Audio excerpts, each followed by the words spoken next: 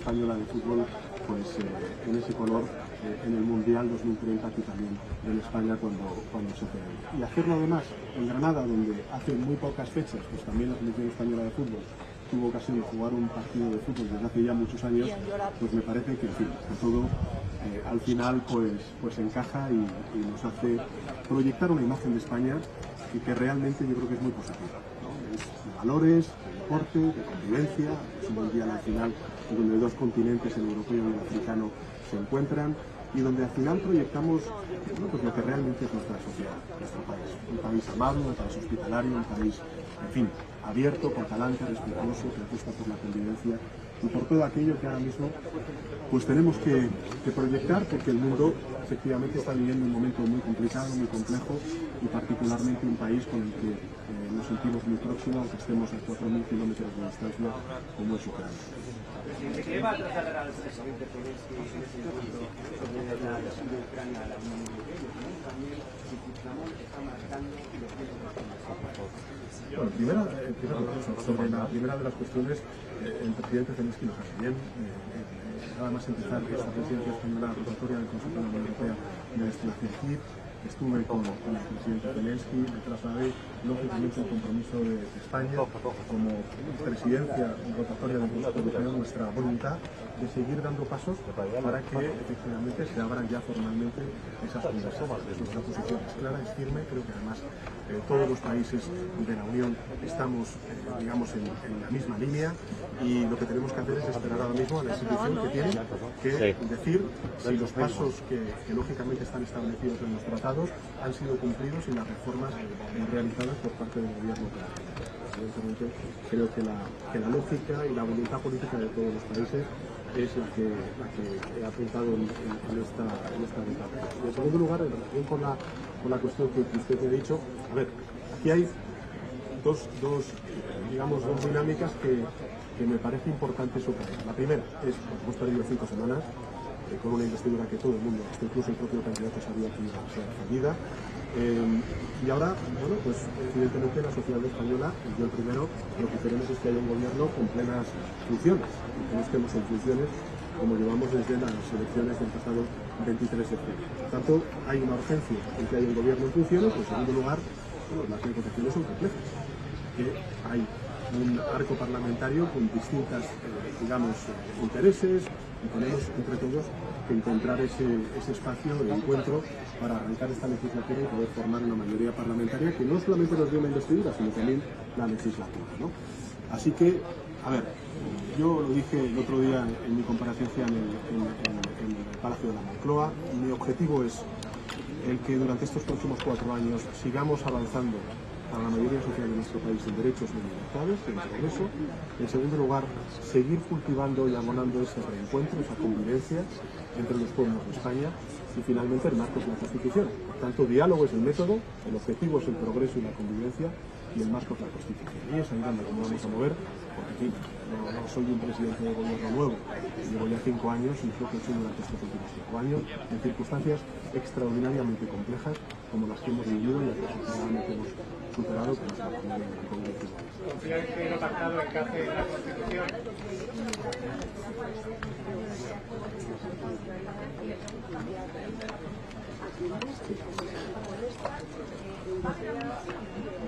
Sí, yo sé que esa es la pregunta que se hace, incluso me dicen por qué no se refiere a ella directamente. Estamos negociando con los distintos parlamentarios. Creo que, lo dije además en mi anterior comparecencia, a ver, cuando el gobierno de España aprobó los indultos, yo tenía una confianza en que contribuyera a la estabilidad, a la normalización de la política en Cataluña. Hoy tengo la certeza de que fue una buena decisión y que por tanto obedeció a un interés general, que es el interés al que debemos, de alguna manera velar, no solamente aquellos que tenemos el honor de liderar un país desde el Poder Ejecutivo, sino también todas las fuerzas parlamentarias. Por tanto, estamos negociando y cuando tengamos una posición concreta al respecto, después de reunirme con todos los grupos parlamentarios, fijaremos la posición del Partido Socialista de Belarus. En este caso, como le hablo, lógicamente, como candidato del Partido Socialista de Belarus Español, Y en segundo lugar, ¿cuál era la otra pregunta? El reactor de migración. Hombre, yo creo que es un acuerdo en el que todos al final hemos tenido que ceder, pero creo que es un acuerdo que sienta las bases para que ya definitivamente, junto con el Parlamento Europeo, logremos ese pacto de migración y asilo. Y España es un país, digamos, muy interesado en que haya un pacto de migración y asilo, porque estamos hablando de dos ejes fundamentales. El primero, el de la solidaridad, y el segundo, el de la responsabilidad. La responsabilidad significa controlar las fronteras, controlar, digamos, y luchar contra la migración irregular y propiciar la migración regular, que es en lo que ha estado siempre el gobierno de España. Pero en segundo lugar, la solidaridad. Lo que no puede ser es que en determinadas zonas de nuestro país, pienso por ejemplo en el sur de España, que también en las Islas Canarias, con las Islas Baleares, se hagan frente y asuman todo ese fenómeno de migración irregular sin la solidaridad de todos los países. Yo creo que también ahí hemos encontrado un punto de equilibrio que es muy interés para España. Venga, la última pregunta. Muy fuerte. What will your message and the message of the other leaders be to President Zelensky of Ukraine, in particular given the concerns that President Biden has expressed about implementing in Congress holding up the entry? Is there anything more that you can do, that the European leaders can do in that? Well, actually, solidarity, unity, and of course, the support of not only the European governments but also our societies. I think that all the Europeans are, backing Volodymyr Zelensky and his country, and of course we are ready to support and to back, until the end of this war, our friends in Ukraine. And I think that we have, of course, debates that we need to deliver within the European Union. I'm thinking nowadays about the reform of the MFF, which is the financial framework to channel all the financial resources in order to help and to sustain Ukraine for the next years. But we're very happy to host this summit, and of course we're very proud, and it is an honor to have Volodymyr Zelensky with us here in Granada. I think that Granada is today the capital of Europe and also the capital of peace. At the end of the day, this city represents a lot of things. In my opinion, the most important one, the respect to different cultures, civilization, and also this is the message that we want to send to the rest of the world. That Europe is a peace project, and this is what we are going to do today and tomorrow during the night. Muchísimas gracias.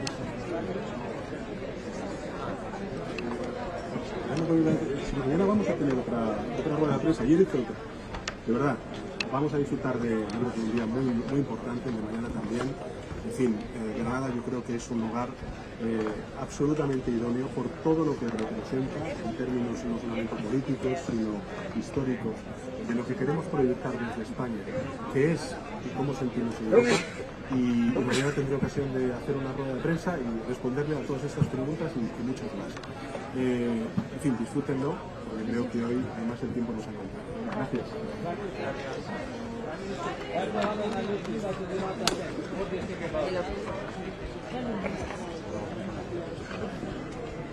Bien, ¿le hago unos recursitos? Sí, espera, dame... Aguanta...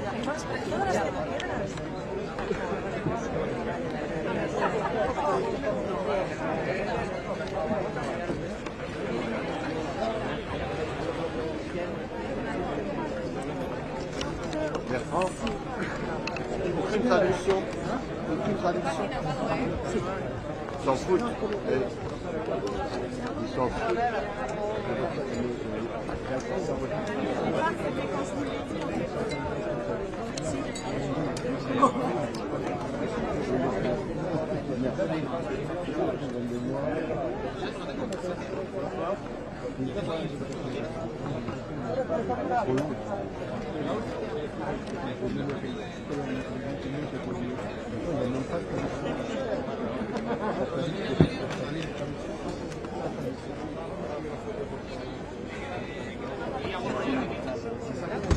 Leur écoute, le micro il est trop bas et qui touche le micro.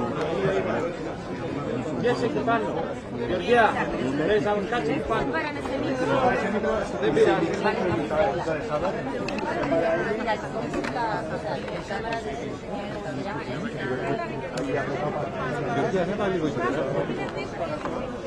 La verdad no sé qué audio está entrando.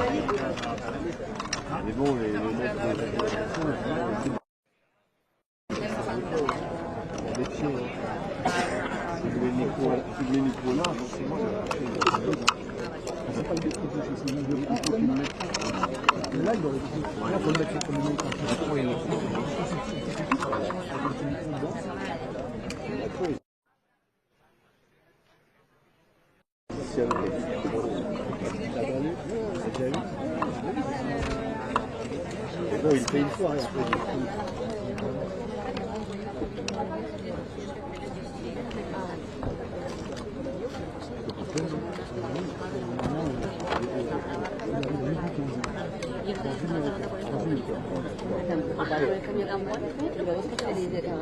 sauf le chef laisse la liaison. Y no sé si está... No. Renato está editando del directo esto, que lo ha pedido Londres.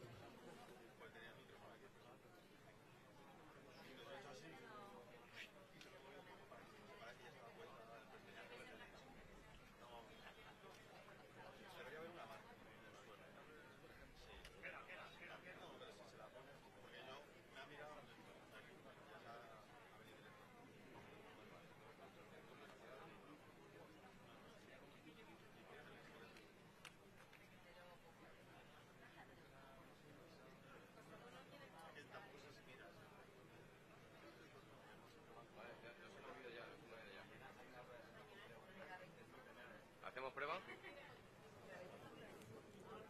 ¿Del step 2?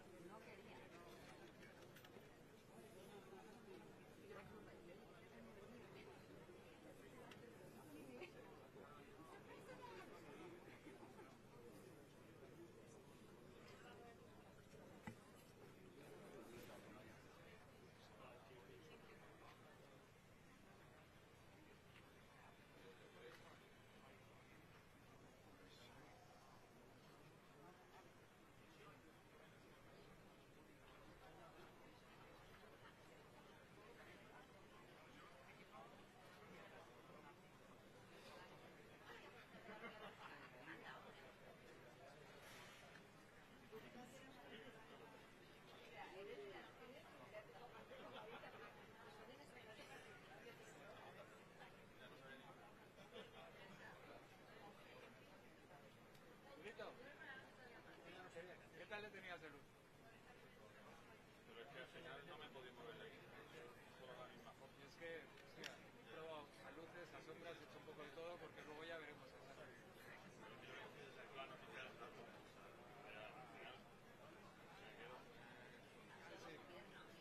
Hacer hecho un poco de los trípodes, ya no me podía mover. No, he hecho un poco de todo. Solo aquí.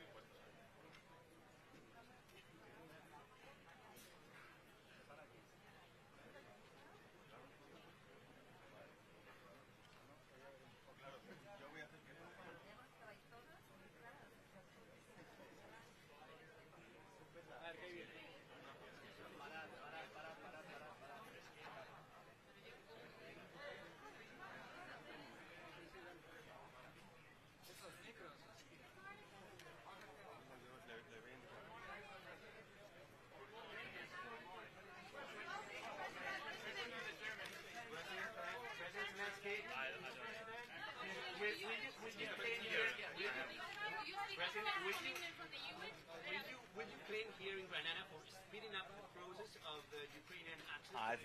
I think first of all the main challenge is what we all of us the main challenge is what we have, that is to save unity in Europe. And I'm speaking not only about the countries in EU, in all the Europe. I think that is the biggest challenge what we'll have, because Russia will attack by information, disinformation, by fakes, and etc. And that is the first thing. The second, so important for Ukraine to have defending shield for the winter, because in winter we will have many attacks by different kinds of Russian missiles, including Iranian drones and etc.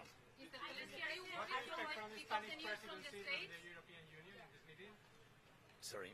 Are you worried because the news from the States, from the United States and the Congress, are you worried?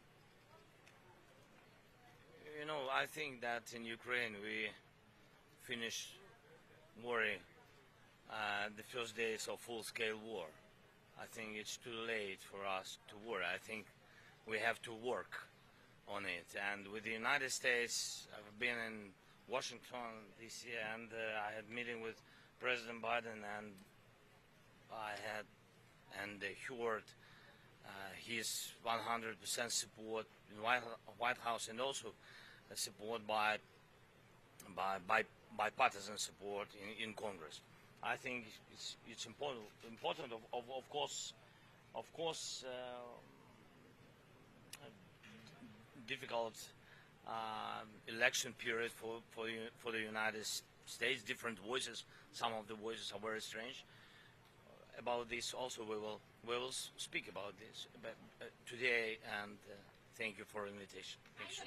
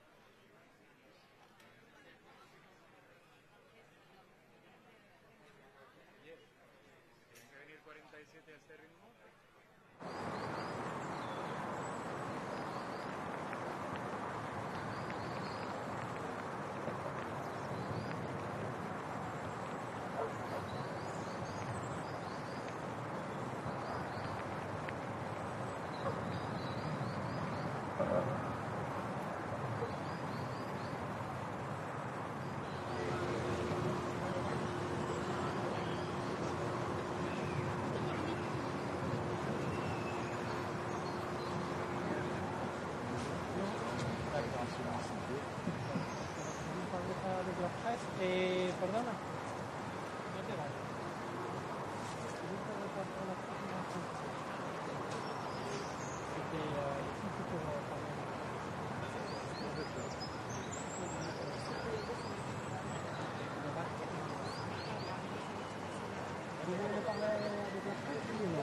Non, c'est pas... Non? D'accord, vous avez vu cette France? D'accord, soyez le bienvenu. Très bien.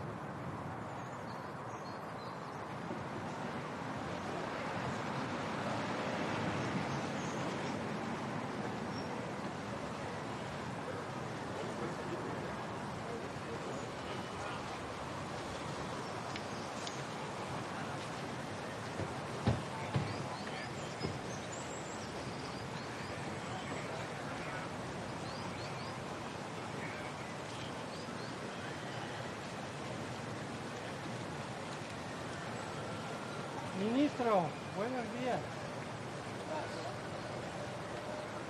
Solo que tengo que...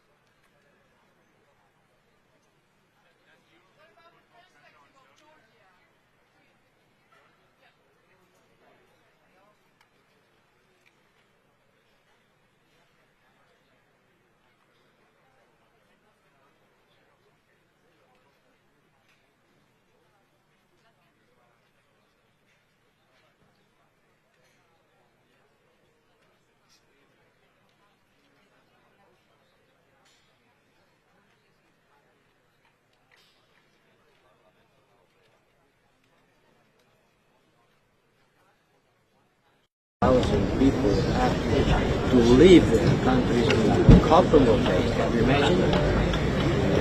Commissioner enlargement will be there. The Commission will engage resources to support the big flow of refugees. But apart from taking care of the refugees, we have to deal with the political problem. Will you have the talks with President Vučić? You've condemned the military action, but will the European Union take any action against Azerbaijan on sanctions or other measures? The member states are discussing that. They know that until they convene, they haven't agreed on any political actions against Azerbaijan, but they will continue doing that depending on the evolution of the events. Mr. I hope you will have a meeting with Vučić and Osmani, with President Serbia. You said you hope you will have a meeting. So that means it's not scheduled yet. You're not sure if you can ease the tensions. The meetings are done to ease the tension. President Osmani will be here, and President Vučić also. In Chisinau, we sit together, we discuss about it, and today we will do the same thing, but the situation is much worse today than the Chisinau time. Mr. Hayrab, we are waiting for enlargement package as we are from Georgia. We would like to ask you about Georgia, please. Enlargement will be in the No, what is your expectations and main message before publishing the enlargement package? We have to wait for the Commission assessment on the package. I cannot anticipate what the Commission is going to say. But you know, it was in Georgia some days ago, and I think my visit was good to push for the development of a stronger accession process. I am optimistic, but I cannot tell you what the assessment will be. What's an outcome of this summit that you would say it's a success? Because if it can't solve any of the big crises, then why meet in this format? Well, this format is a way of enlarging the scope we cannot talk just among the European Union member states, because the world is much bigger, much wider. And in our neighborhood there are 10 candidates, and we have to meet with them and engage with them. And there are others who are still not candidates and also have to be taken into account. This is the whole recipe of the European political community. We are not members of the Union, but we are part of a political community. United Kingdom will be here also. Thank you.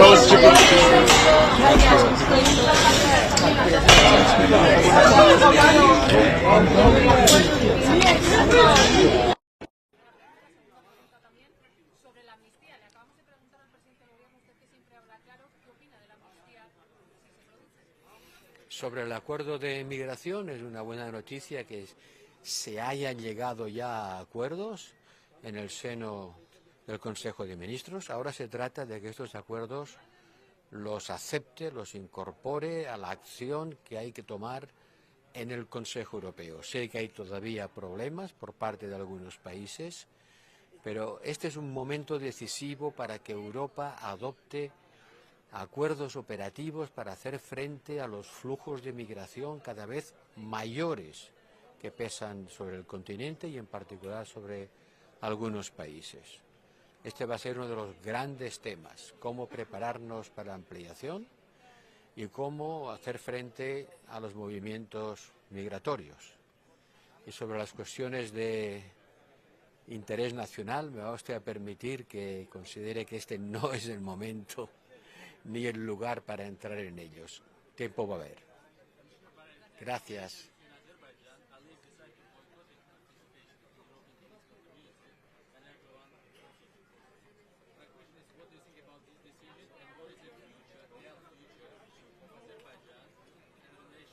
Es una pena que Azerbaiyán no esté aquí.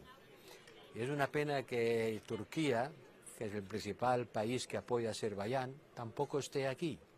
Por lo tanto, no vamos a poder hablar aquí de algo tan grave como el hecho de que más de 100.000 personas hayan tenido que abandonar a prisa y corriendo sus casas, huyendo de un acto de fuerza militar. Condenamos los actos de fuerza militar para resolver los conflictos. Ayudamos a estos refugiados y espero que en Bruselas puedan haber reuniones entre Armenia y Azerbaiyán, sobre todo para evitar que el conflicto vaya más y para estabilizar políticamente Armenia. Muchas gracias. Hablaremos de estos temas más tarde, cuando el momento llegue. Gracias.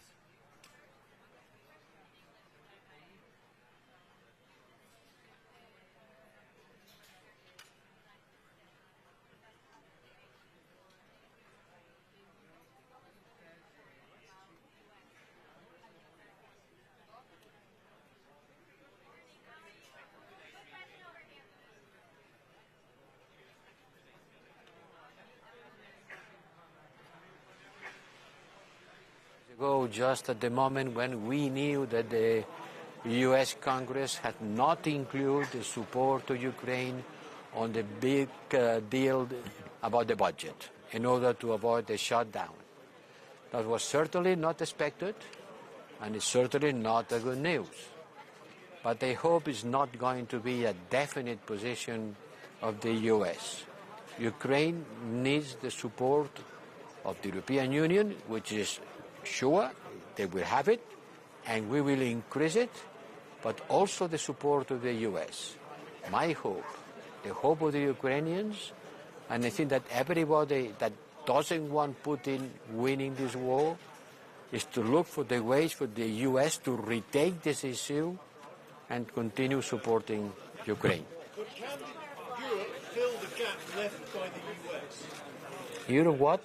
Can Europe fill the gap left by the US? Well, certainly Europe cannot replace the US.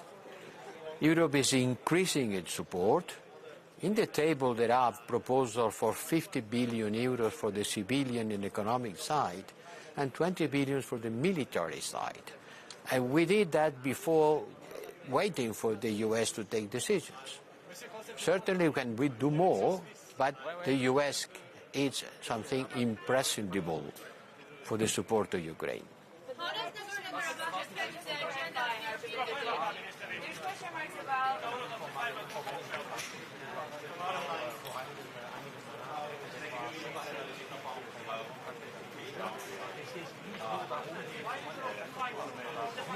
Uns mal dann den formellen, vielleicht formelleren Treffen auch, mal Schritte mal zu machen, wo auch mal sehen, wo die Schweiz etwas helfen kann. Letztes Mal haben Sie Präsident Zelensky getroffen.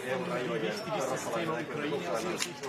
Ja, es ist zentral. Es bleibt absolut zentral, nicht nur für die Schweiz, für den ganzen Kontinent, aber Sie haben vielleicht es gesehen, letzte Woche hat die Schweiz auch noch einen Schritt gemacht mit 100 Millionen für die Entminung. Das ist auch ein wichtiger Schritt und es zeigt einmal mehr, dass wir sehr solidarisch sind mit Ukraine. Aber jetzt muss man auch sehen, es dauert diesen Krieg seit mehr als 18 Monate und es ist wirklich außerordentlich wichtig, dass man auch für die nächsten Monate mal sieht, wie es mal sich weiterentwickelt.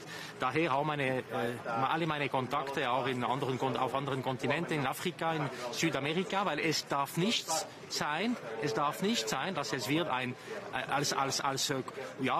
als kontinentale Angelegenheit gesehen. Nein, es ist eine Weltangelegenheit, es betrifft wirklich alle. Frage zu Bergkarabach. Was ist die Haltung der Schweiz und wieso beurteilen wir das nicht so wie das andere Länder? Ja, wissen Sie, die Haltung der Schweiz ist da. Seit langem sind wir immer wieder in Kontakt gewesen mit unterschiedlichen Parteien. Sie kennen auch die Rolle der Schweiz, die Möglichkeiten, die wir haben können, auch etwas anzubieten in Situationen von Konflikten. Und ich glaube, heute wird es auch ein interessanter Moment sein, mal um informell ein bisschen zu hören, auch wie andere reagieren dazu. Ein Thema ist auch der Konflikt zwischen Kosovo und Serbien. Wie sehen Sie die aktuelle Situation und was kann die Schweiz da zur Lösung beitragen? Ja, wissen Sie, ich habe Präsident Vučić in New York kurz getroffen. Ich habe Premierminister Kurti in Bern gesehen. Es ist klar für uns, für die Schweiz ist von einer zentralen Angelegenheit, eine friedliche und stabile Situation in der Balkan zu haben. Es ist wirklich unser Interesse auch direkt. Wir haben eine sehr starke Verflechtung zwischen Bevölkerungen. Es gibt auch sehr viele Kontakte und ich glaube, die Signale sind gesetzt. Es war schon das letzte Mal in Chisinau ein zentraler Punkt, diese Diskussion damals. Und ich glaube, die Schweiz ist wirklich da, um zu helfen, wirklich eine stabile Situation zu haben. Hat die Schweiz eine Mittelrolle einnehmen? Ja, ich habe einfach in diese Kontakte immer wieder mal betont, was für uns wichtig ist, diese stabile Situation, dass es da wirklich auch gesprochen miteinander, es passiert auch und dass man versucht, auch eine Situation, eine Lösung zu finden, vor allem im Nordkosovo, für eine gute Integration von alle, eine gute Situation für alle die Leute, die auf dem Terrain einfach leben. Aber muss man auch sehen, die ganze Region hat und kennt eine schwierige Situation seit langem, das ist nichts Neues, aber wir müssen auch dabei sein, wir sind auch dabei, um diese Lösungen und stabile Situation zu unterstützen. Es gibt mehrere europäische Länder, die Sprache sind und auch Grenzen Ja, es liegt nicht an mir, jetzt mal Punkte zu verteilen und zu sagen, wer wie zu denken hat. Ich glaube, wir müssen das reservieren und auch mal zusammen diskutieren mit den direkten Betroffenen und nicht hier. Ich danke für das Verständnis dafür.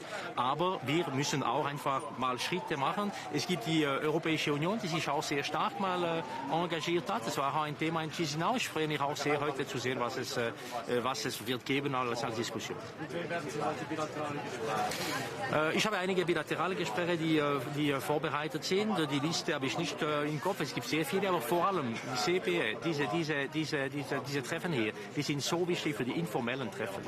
Und ich bin sicher, ich werde mit beinahe allen mal in Kontakt treten können. Ich kenne auch allen und diese Momente helfen sehr, diese auch menschliche Kontakte zu pflegen. Letztes Jahr findet der Kirchen in Großbritannien statt. Sie haben jetzt gesagt, mehrmals, dass diese Veranstaltung wichtig ist. Ja. Wird die Schweiz stattfinden? Ja, das werden wir noch sehen. Es wäre sicher eine gute Gelegenheit, mal für die Schweiz es zu organisieren.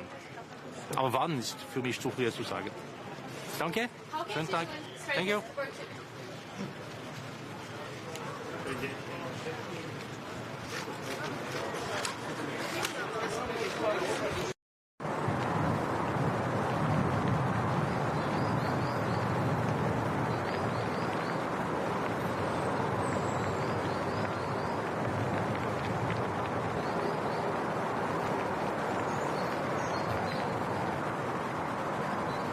The third time that at the core of our discussion is Prague and Chisinau, And actually it is the third time that at the core of our discussion is our support for Ukraine. And this symbolizes also the strong support that the European political community has for Ukraine. I very much welcome that President Zelensky is going to join us here. On Monday, the 27 ministers for foreign affairs and the HRVP were in Kiev to support Ukraine. So there's a strong message to Putin from Dublin to Chisinau that we do not tolerate aggression against a sovereign state. One of the topics here will also be energy. And indeed, we had a massive energy crisis due to the blackmail of Russia with fossil fuels. We've mastered this crisis.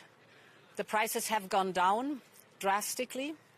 And most importantly, our storages are filled, and we have created a joint platform to buy gas together.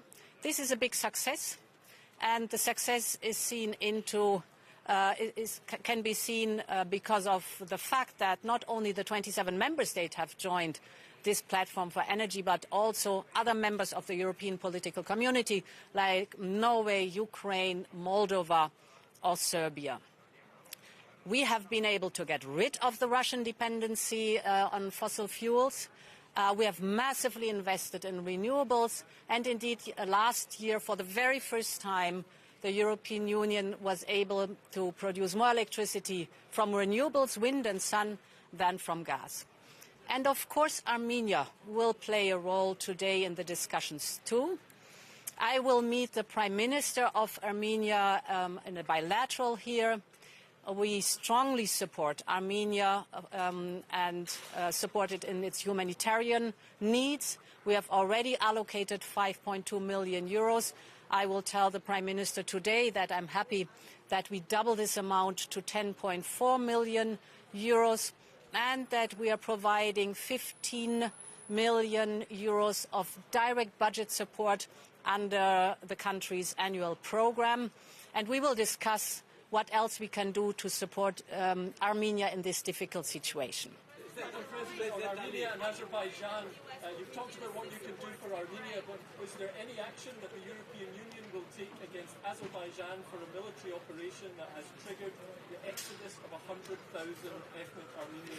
We have immediately, end of September, issued a very strong statement of condemnation of the military operation of Azerbaijan in Nagorno-Karabakh and called strongly on a resuming of dialogue and a peaceful solution.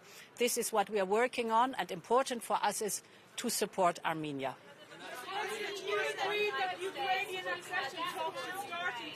So we have been, it was very important that President Biden informed us at the beginning of this week what the support for Ukraine is concerned from the side of the United States. Here in the European Union, we're working on a package of 50 billion euros for Ukraine for the years 24 to 27. This is very important because Ukraine needs predictability and reliability in the direct budget support. As far as I oversee the situation in the United States, I'm very confident of support for Ukraine from the United States. What the United States is working on is the timing. Are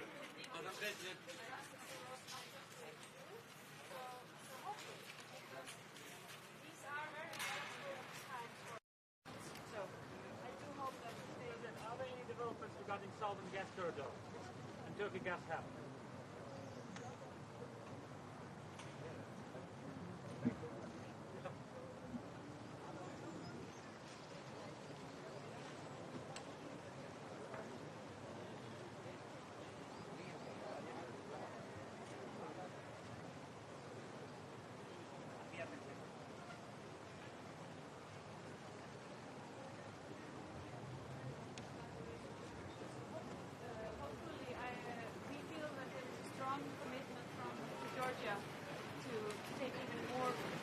Are you afraid that the U.S. support to Ukraine could be reduced in the near future?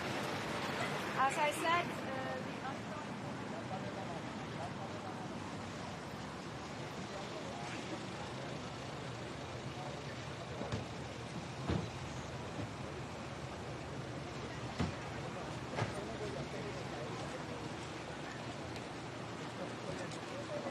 Buongiorno, Presidente.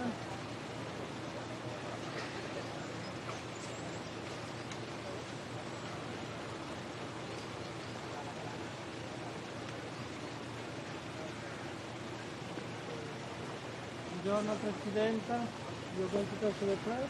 Yes? Okay. Benvenuto.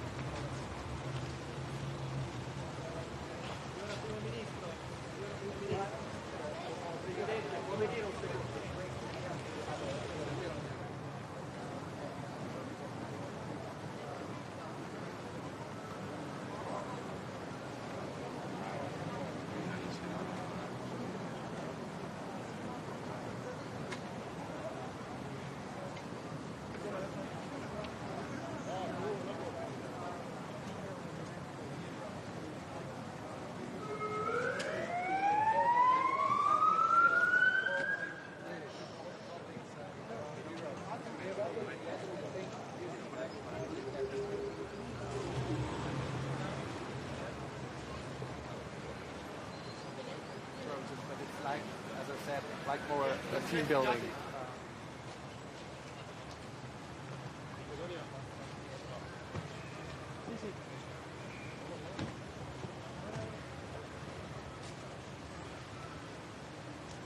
Good morning. Good morning. How are you? Am I a spokesperson? You're going to talk to the press, right? Yes, I'm afraid so. Thank you. Good morning.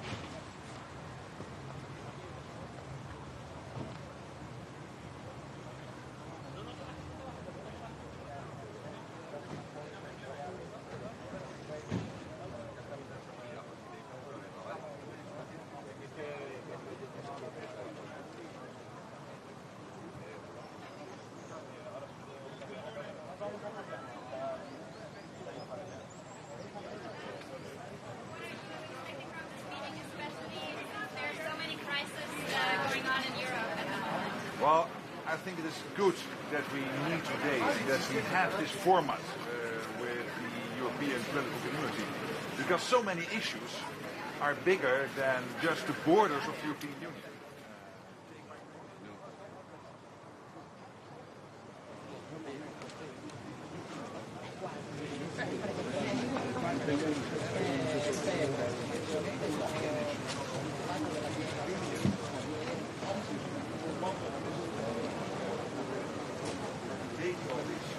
Important topics. I think it's good that we meet here with you. What about Serbia and Kosovo? This seems to escalate further.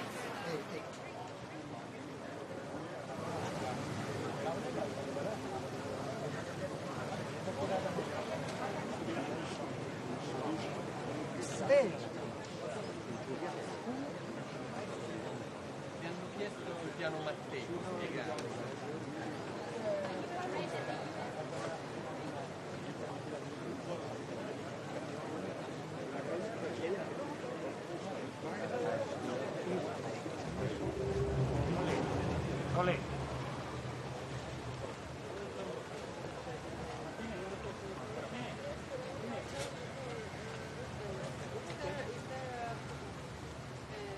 Yeah, the other point.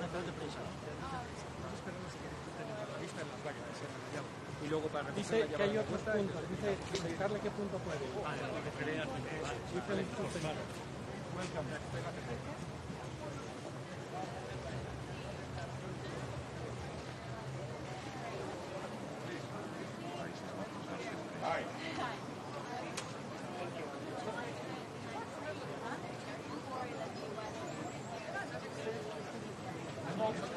Hello, it's nice to see you in such a sunny environment.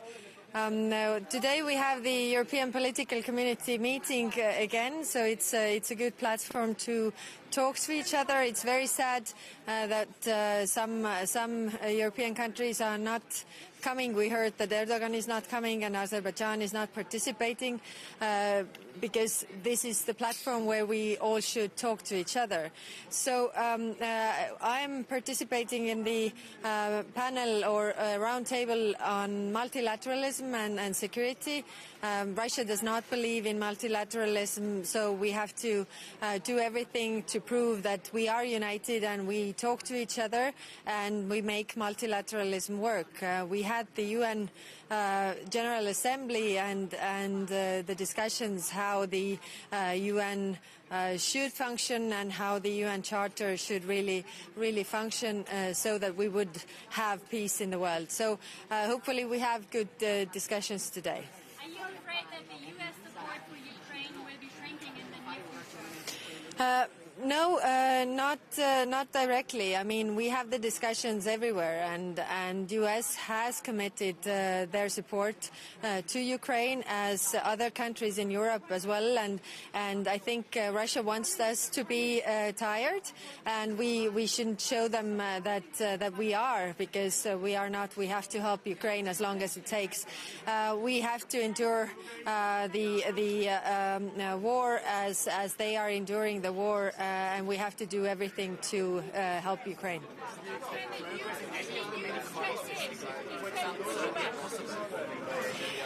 Yes, these are very worrying tendencies that we have in Europe, and therefore these platforms like today could be good places to talk to each other. But unfortunately, I don't think that today we're going to see any positive results. But talking to each other in Europe is definitely bringing the tensions down. I didn't hear your question.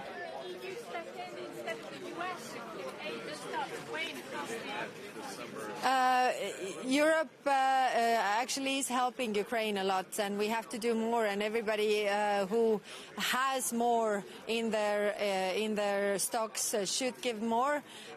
Russia is thinking that they will endure pain much longer, but we shouldn't do that. We shouldn't give them that. Yeah. Okay. Yeah, we're going to discuss that tomorrow, and this is definitely a worrying tendency. I mean, when we talk about the multilateralism, how it should work, and how, you shouldn't take big processes into hostage. So what kind of tools are there, really, in order to listen to everybody, but not give them the veto rights in the way that you can block everything. But we'll see. We'll discuss this. Thank you.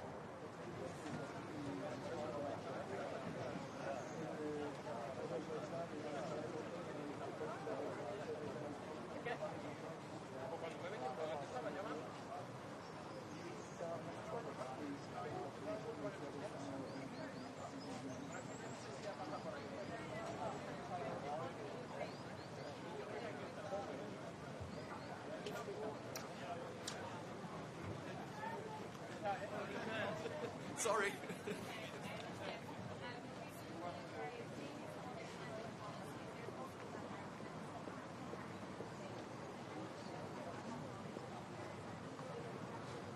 Yes, I'm very worried about this device. You don't understand that like 35 degrees in October is generally something.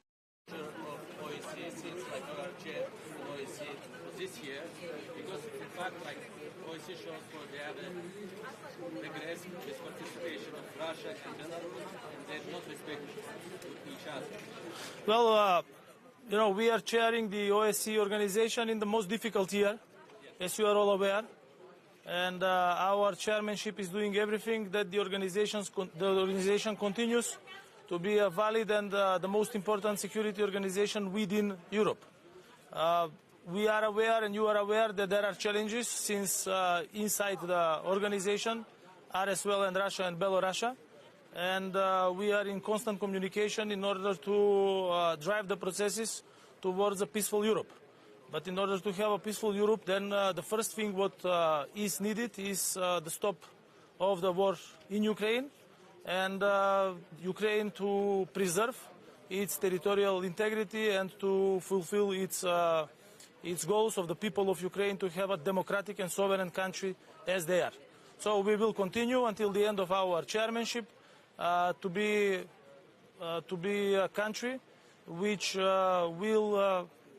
will take all the important opinions into consideration and to organize a successful summit by the end of the year. We are in preparations, and at this moment I cannot give you all the details, but the ministerial meeting is under preparation for December in Skopje, the capital of North Macedonia. Thank you.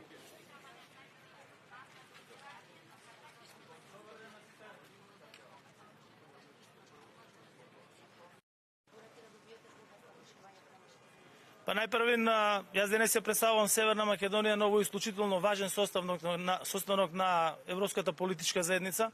Тука се практично представници на сите земји од Европа, без Русија и Белорусија. Една од главните теми која што е од најголемо значење за нас е и проширувањето на Европската Унија. Вие знаете дека после долго време на агендата на Европската Унија е проширувањето.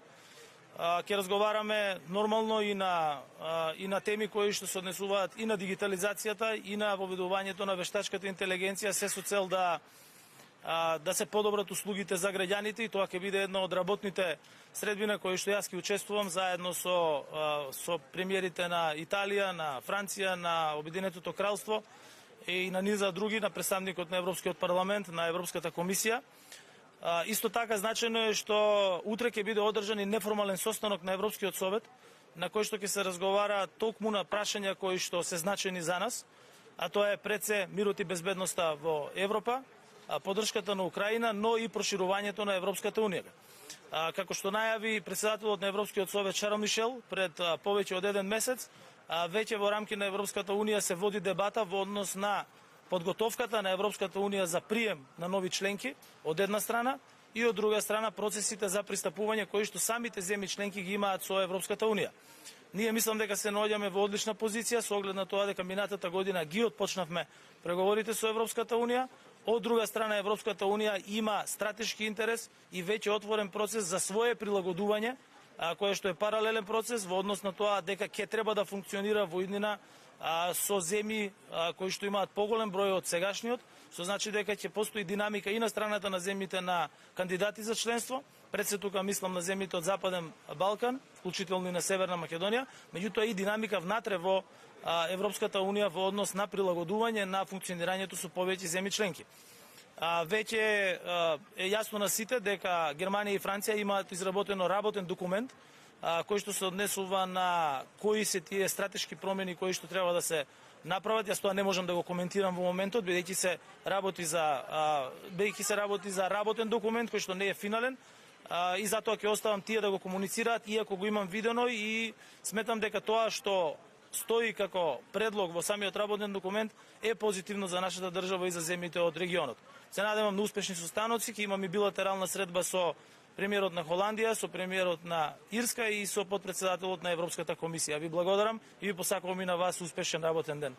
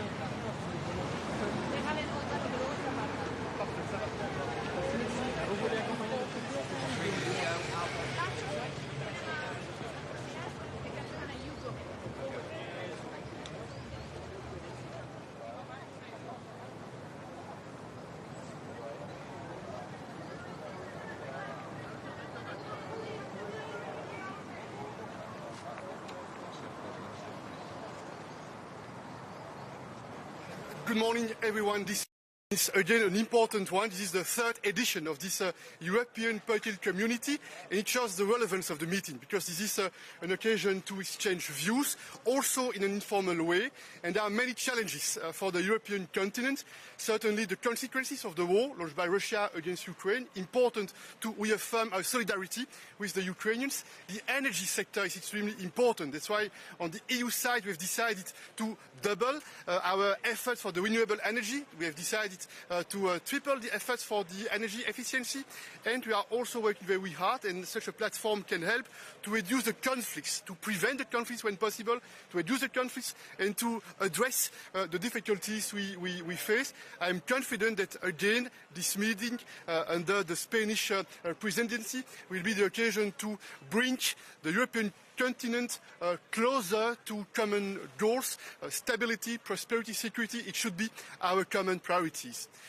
Cette réunion est une réunion importante parce que ça va être l'occasion pour beaucoup de leaders de se rencontrer, de discuter et de progresser ensemble sur des sujets qui concernent l'intérêt commun pour l'avenir du continent européen, les questions d'énergie, les questions liées à la connectivité et puis certainement les conséquences de la guerre de la Russie contre l'Ukraine seront à l'ordre du jour. Et puis je pense que cette réunion est aussi l'occasion de multiples rencontres informelles pour tenter de prévenir un certain nombre de conflits, un certain nombre de tensions, de tenter d'apporter un certain nombre d'apaisements et de solutions. Thank you. Yes, please.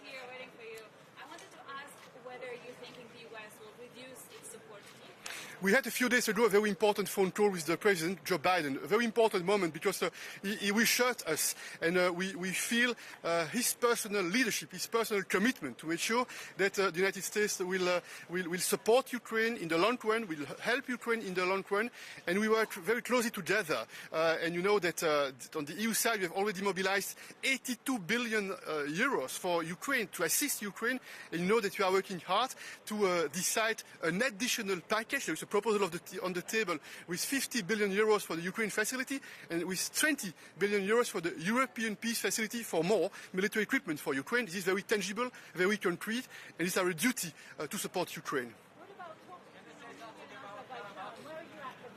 First point, we are shocked by this decision taken by Azerbaijan to use the military force. Is one first element. Second point, I had a phone call 2 days ago with the president of Azerbaijan, and he made very clear that they do not have territorial claim on Armenia. It should be set in a very vocal way, I think, to make sure that there is the mutual recognition for the territorial integrity. This is my second point.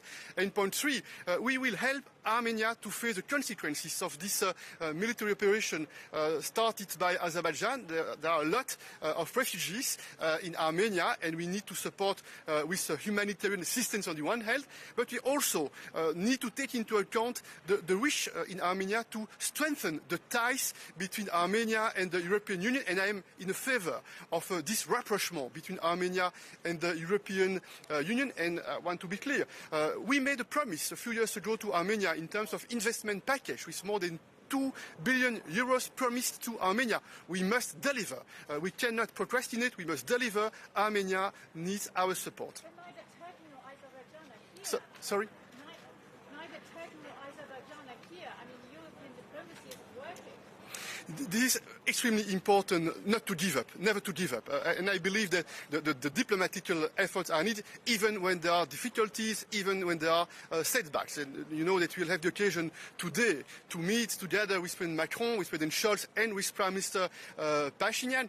I take note. There is a decision taken by President Aliyev not to attend the meeting. I take note, but we do not give up, and we are absolutely convinced that this is our interest within the EU to have a stable and prosperous Caucasus.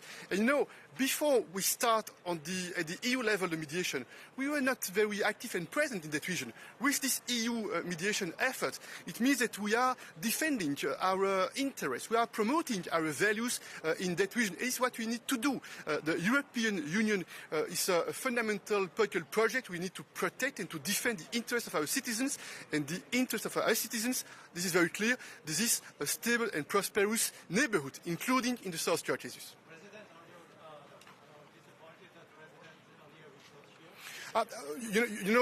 This is his decision, and we have tried to work to prepare a meeting with President Aliyev and with Prime Minister Pashinyan.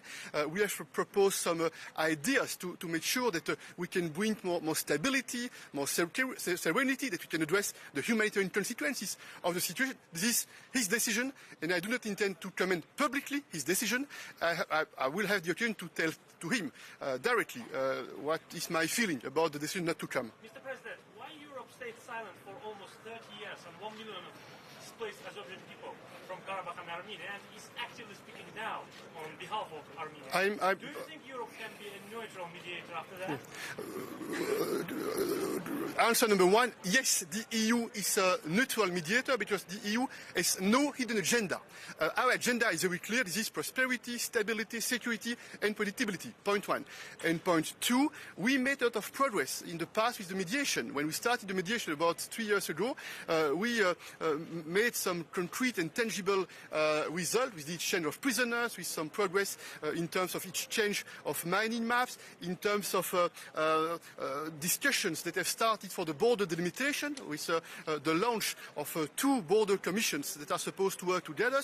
We made progress on the connectivity by discussing the details of the modalities and the principles of sovereignty and jurisdiction and reciprocity that should be guaranteed in terms of efforts for improving the connectivity in the region. But we are very sincere, we are very honest, we understand that more diplomatic efforts are needed. This is what we will do today with the Prime Minister of Armenia. Thank you, just a pleasure to meet you this morning. Thank you. Bye.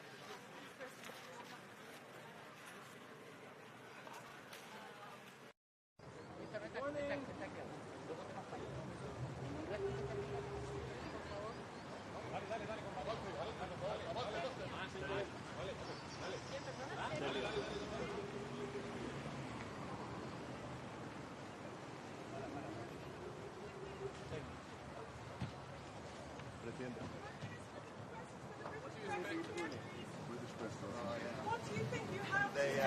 I saw that. Good morning. You want to talk to the press?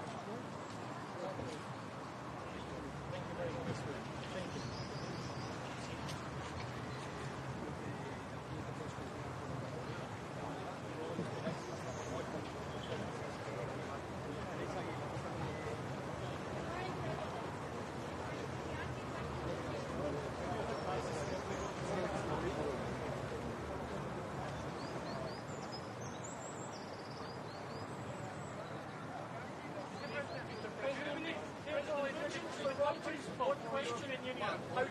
How do you get out of the current crisis? Tell us.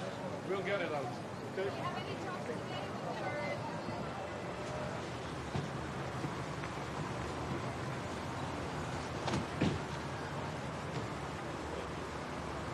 Good morning, Prime Minister. How are you? You want something first? Someone is talking to you, or?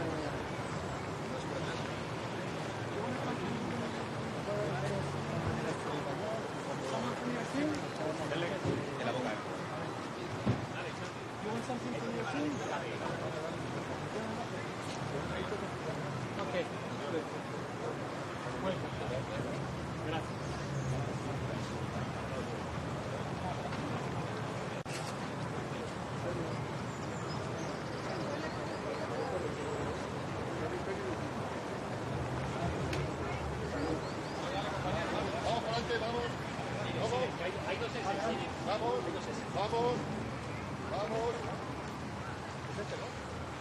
¿Quién es Oscar? ¿Quién es? Suecia.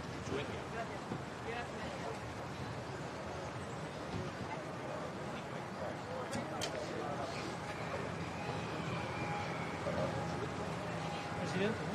Presidente. Good morning. Good morning. How are you?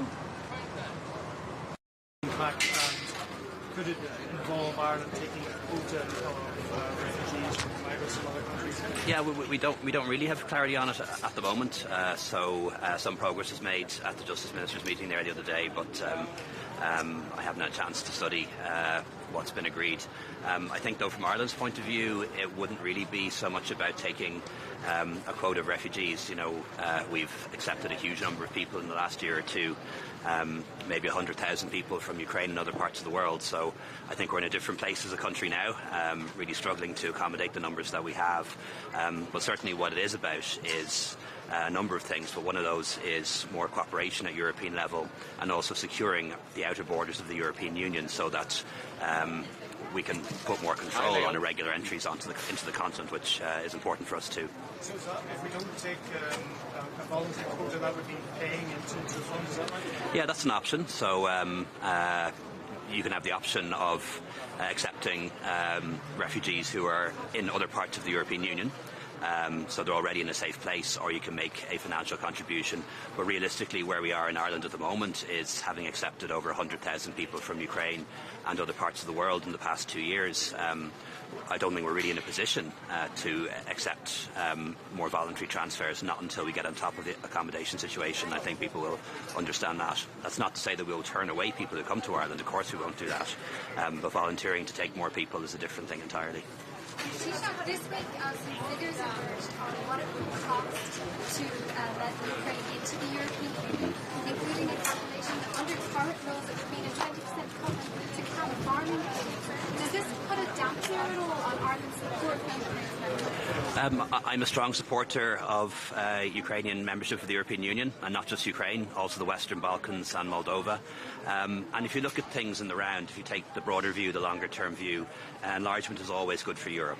It helps to provide us with security, helps to embed democracy and human rights, and also helps the European economy to grow in the round. So I think it's really important that when we look at these questions, we don't see them just as a financial calculation.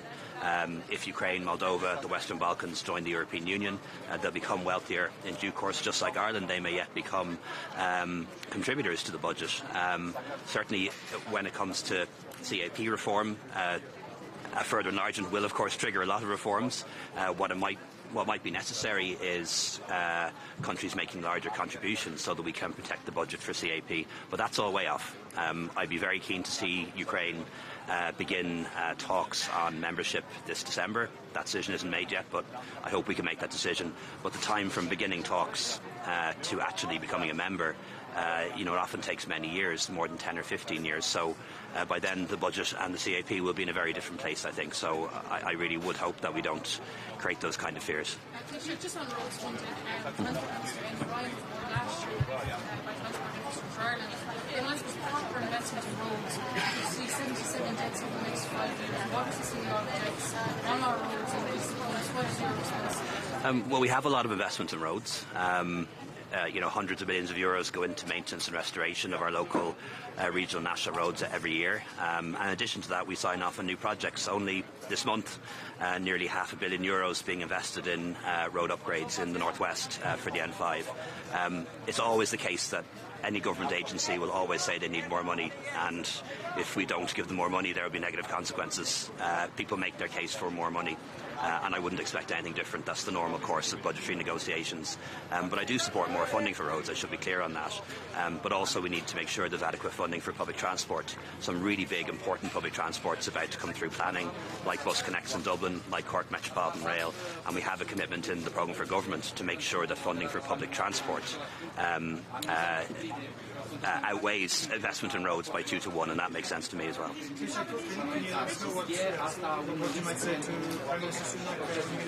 Yeah, well, look forward to meeting him. It's our second bilateral, although we have spoken on phone, by phone a number of times. Really, a couple of things on the agenda. We'll be interested to hear from him how he feels the discussions between the UK government and the DUP are going with respect to restoring the institutions in Northern Ireland. Really important for both of us. And of course, we'll want to discuss the Legacy Act and reaffirming our position on that. And I suppose in a more positive space, we're going to talk about UEFA 2028.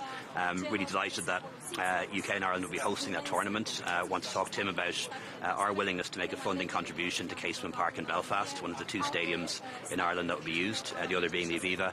And also we're going to talk about the common travel area, because again, that's very important for us, that the common travel area between Britain and Ireland functions, but also that we secure the outer border around Ireland and Britain as well. Are you concerned about some of the language from the Tory parliament?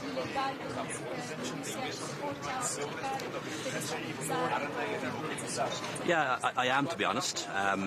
You know, the Britain and the United Kingdom that I love and admire is the country of the Magna Carta, the country that founded parliamentary democracy, and the country that helped to write the European Convention on Human Rights. And it does bother me to see the United Kingdom disengaging from the world, whether it's reducing its budget for international aid, whether it's leaving the European Union, and now even talking about withdrawing from the European Convention on Human Rights. That's not the Britain I know.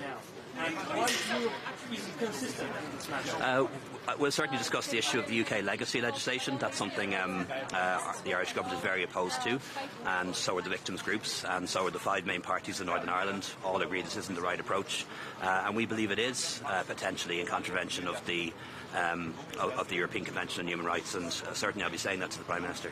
Just very quickly on the budget, people support, people expect additional energy so the detail of that hasn't been worked out, but look, what I can say is that people will get help with their electricity bills over the course of the winter. The detail of that has to be worked out. Electricity prices have fallen, but they're still substantially higher than they would have been 2 winters ago, and we understand that as a government, and we have the money to help people with those bills, and we will, but the exact detail is yet to be signed off on. Along the enlargement, we've heard some concerns from Ireland about possible reforms that have come in.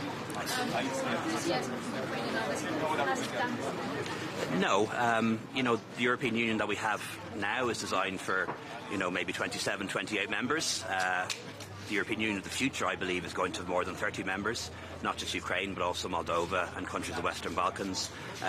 They're European countries. We want to see them within the European fold, within the European family.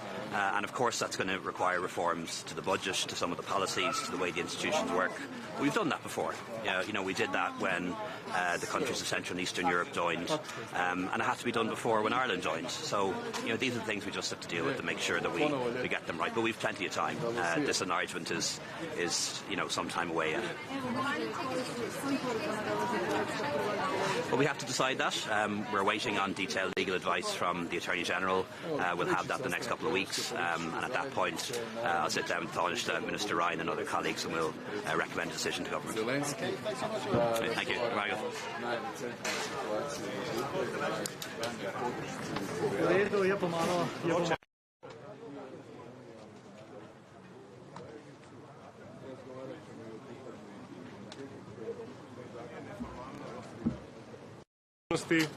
In danes se že kaže v resnici pomembnost teh srečanj, ker imamo prve zaplete. Če je bilo na prvem srečanju kot na medenih mesecih, se danes prvič soočamo s situacijo, ko lahko vidimo, kako pomemben je dialog. Kdaj se tega zavemo? Ko se nekdo umakne. In ravno umik, zelo obžalujem umik tako Turčije kot Azerbajdžana iz današnjega srečanja, ker mislim, da bi ravno tu morali nasloviti te izzive in to na čim širšem možnem nivoju.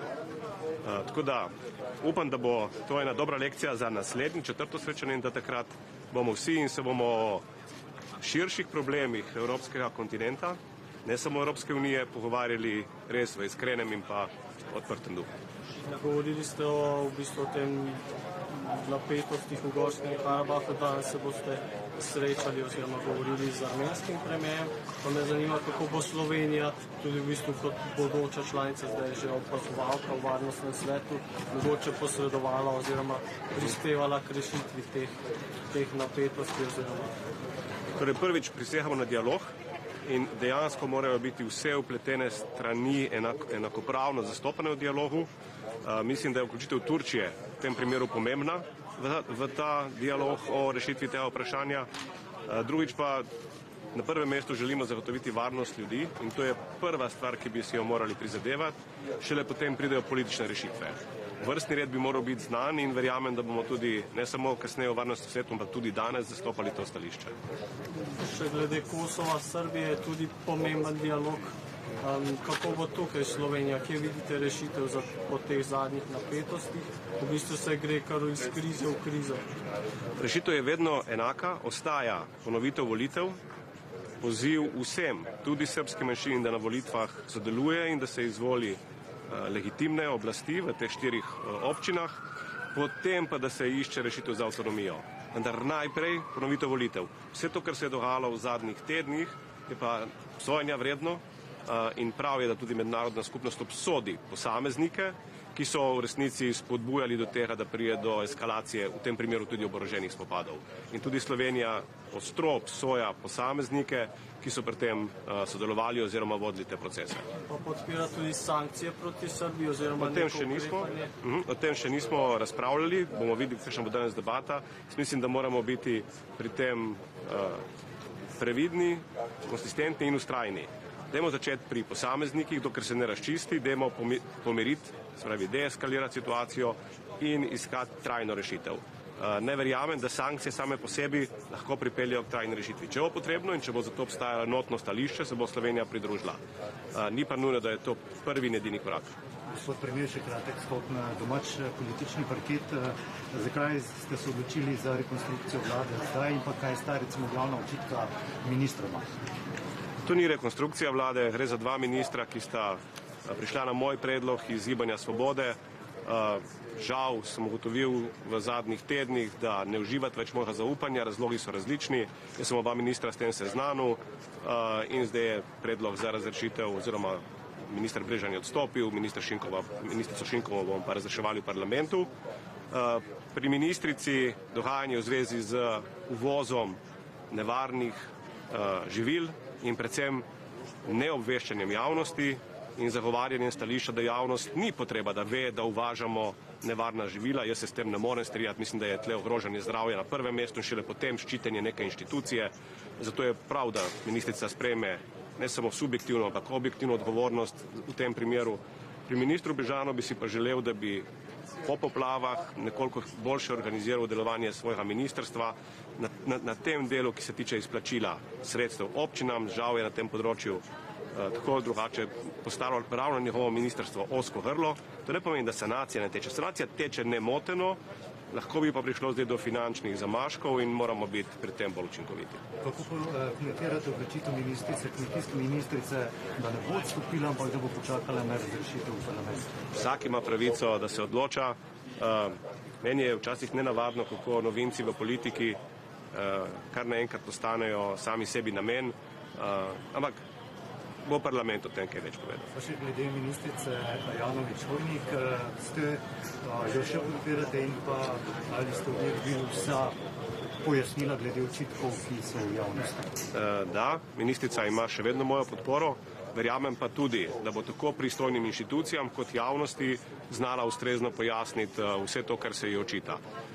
Jaz si želim, da bi bili ti očitki čim hitreje pojasneni in potem tudi vsi dvomi ovrženi, zato da ker ima ministrica pred sabo res ogromno nalogo in bi si želel, da se ta naloga čim prej izpolni. Ker ravno omenjate to nalogo, bo še naprej glavno pogajalka sindikata? Ostaja, je pa res, da je zadnje čase precej zasedena in zato bo mogoče v nekaterih fazah tudi namesto nje vskočil kakšen namestnik ali namestnica, ampak pogajanja se ne ustavljajo, ne glede na trenutne aktivnosti ministrice.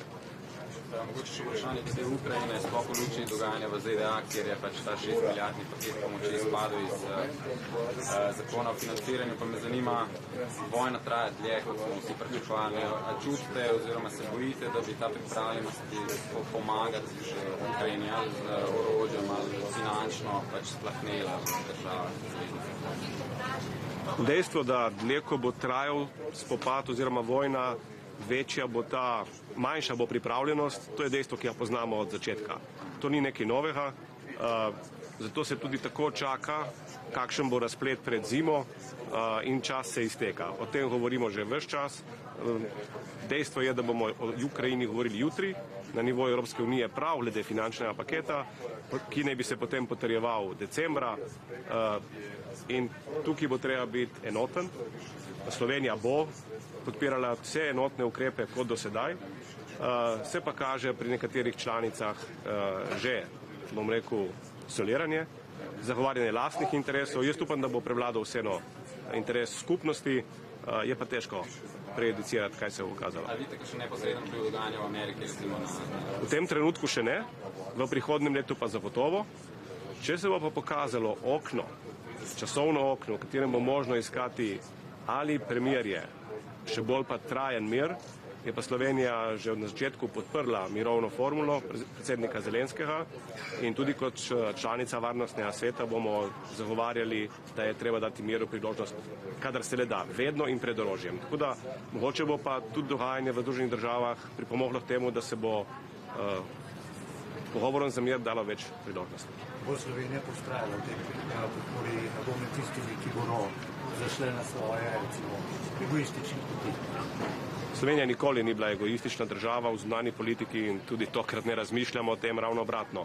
Kot majhna država se zavedamo, kako pomembna je enotnost mednarodne skupnosti, če želimo, da vsi skupaj živimo v blaginji in miru. In zato bomo to podpirali do konca. Hvala lepa.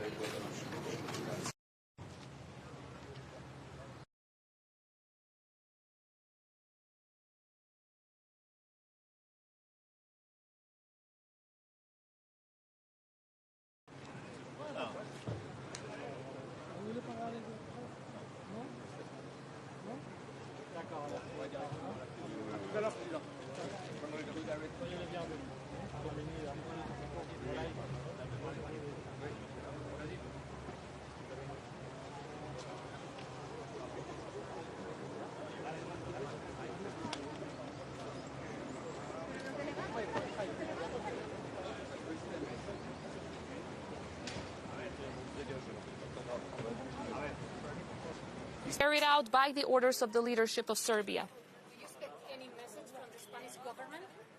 I hope so. Spain is a country that is contributing to peace and stability in the entire European continent.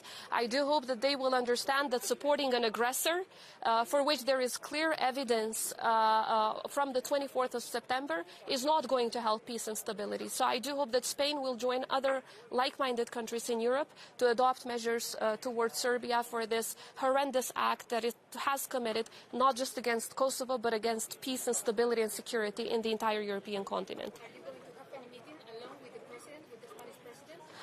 We don't have confirmed meetings alone, but I'm sure that I will have the opportunity because in this setting, most of the discussions are taking place while we are all in the same room. So I do hope that we will have that opportunity to discuss these. There's no reason to meet before sanctions are adopted towards Vučić. Sanctions first, and then we can talk about the rest. Thank you very much. Thank you. Thank you very much.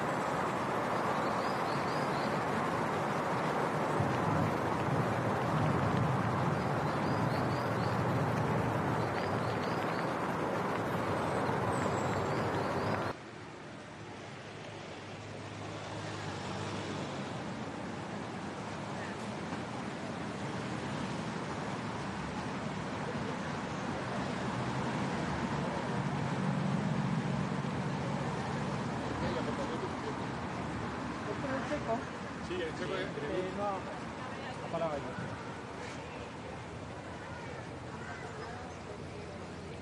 No, abajo de ahí, yo creo.